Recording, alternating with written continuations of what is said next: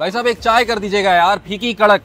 चाय की ये एक प्याली जिसकी अभी तो लगभग कीमत कोई 80 रुपए के करीब है, इसकी असल वैल्यू का अंदाजा आप इस बात से लगा सकते हैं जो कि मंसूब की जाती है बरतानवी तारीख के एक अहम रहनुमा विंस्टन चर्चिल से, जिनके मुताबिक दुनिया की तारीख में कोई ऐसा तनाज़ा नहीं जो चाय की एक प्याली पर हल नहीं हो सकता। इन्होंने वैसे तो कहा था कि to jaw is better than to war. आप चाहें तो मेरे बरतानवी अंदाज़े बयां का तमस्खर जरूर उड़ा लें, लेकिन एक संजीदा बात यह है कि इस तमाम तर हिकमत और दानिशमंदी के बावजूद भी विंस्टन चर्चिल ऐसे शख्स हैं जिन्होंने जंगों से ही बहुत फायदा उठाया, वॉर हीरो भी बने, यहाँ तक कि वॉर टाइम के प्राइम मिनिस्टर भी। तो अगर बात करें चाय पे, तो क्या पाकिस्तान में तकरीबन तमाम मसाइल का हल चाय की प्याली पर ही नहीं ढूंढा जाता? ऐसे में अगर इसराइल और अमेरिका के ईरान पर हमलों के बाद ईरान अपनी दी हुई धमकी पूरी कर देता, यानी अपनाए हरमूज या स्ट्रेट ऑफ हरमूज को बंद कर देता, वो रास्ता जो कि दो समंदरों को मिलाता है और जिससे 5 ममालिक की सरहदें जुड़ती हैं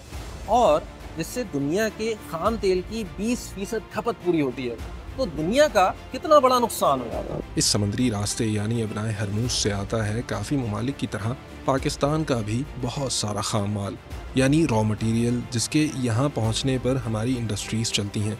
और ख़ाम तेल भी यानी क्रूड ऑयल और तेल की मसनूआत जो यहाँ आकर रिफाइन होकर ईंधन और दूसरे मसारिफ में जाती हैं। इसके बंद होने का मतलब पाकिस्तान को फौरी तौर पर तेल की किल्लत और फिर महंगे तेल का सामना होता, जिसका मतलब पाकिस्तान को ज़्यादा डॉलर देने पड़ते, जिनसे डॉलर की कमी भी होती, तो एक तरफ डॉलर महंगा हो जाता तो दूसरी तरफ चीज़ों की असल कीमत भी बढ़ जाती,